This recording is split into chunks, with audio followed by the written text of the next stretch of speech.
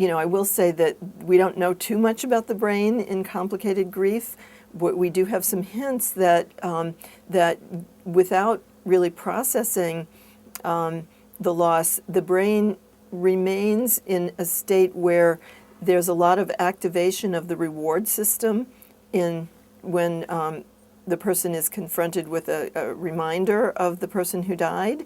And that's more like what happens in a love relationship. So it's as though, they just haven't moved beyond the acute grief state, and they're still yearning and longing and wishing to, like, it's kind of like the state, in a certain kind of way, it's kind of like the state you're in when you're falling in love, how you're always thinking about that person and wanting to be with them when you're not with them. And so it's kind of like that, although there's some recognition there that the person isn't still there. So it's a kind of a great sadness and a great yearning and longing. And that shows up in the brain, it looks like, in the early studies. So, but we so far don't have a medication to really help that.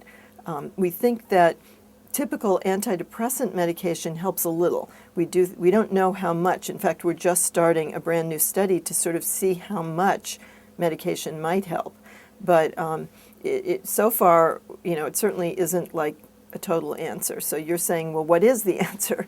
And it depends on when it is we're talking about. But if someone early on is having a lot of trouble, and they can find someone in their life, someone that they are very close to, who's still around and who's willing to kind of really talk to them a lot about what happened and be there for them, that's really, they need to try not to avoid what they're inclined to avoid.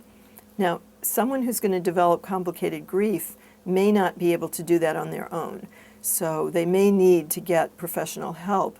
But, our work centers really very much on a psychotherapy approach to grief as opposed to a medication approach. So,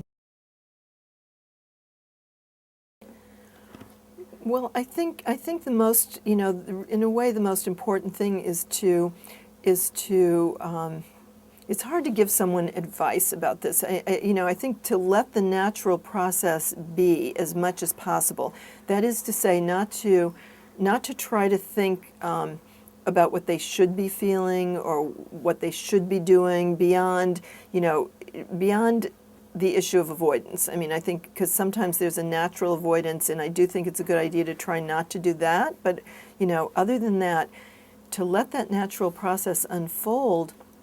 I think actually poets and novelists and those kinds of people do a better job telling us what happens when you do that.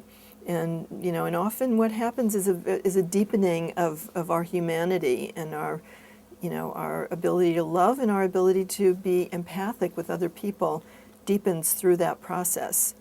But I wouldn't advise someone to get there, because you either do or you don't.